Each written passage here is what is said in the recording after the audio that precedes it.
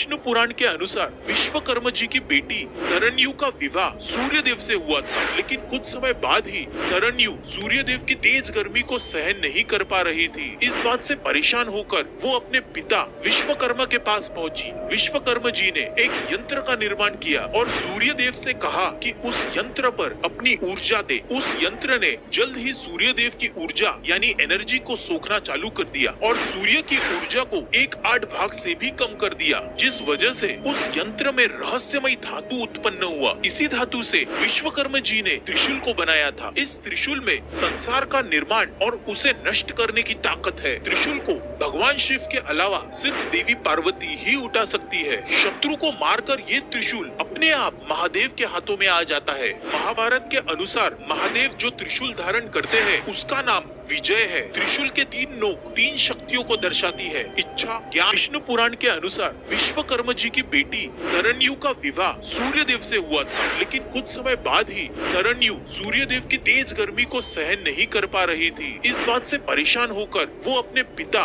विश्वकर्मा के पास पहुंची। विश्वकर्मा जी ने एक यंत्र का निर्माण किया और सूर्यदेव से कहा कि उस यंत्र पर अपनी ऊर्जा दे। उस यंत्र ने जल्द ही सूर्यदेव की ऊर्जा यानी एनर्जी को सोखना चालू कर दिया और सूर्य की ऊर्जा को 1/8 भाग से भी कम कर दिया, जिस वजह से उस यंत्र में रहस्यमय धातु उत्पन्न हुआ। इसी धातु से विश्वकर्मा जी ने त्रिशूल को बनाया था। इस त्रिशूल में संसार का निर्माण और उसे नष्ट करने की ताकत है। त्रिशूल को भगवान शिव के अलावा सिर्फ देवी पार्वती ही उठा सकती है। शत्रु को मारकर ये त्रिशूल अपने आप महादेव के हाथों में आ जाता है। महाभारत के अनुसार महादेव जो त्रिशूल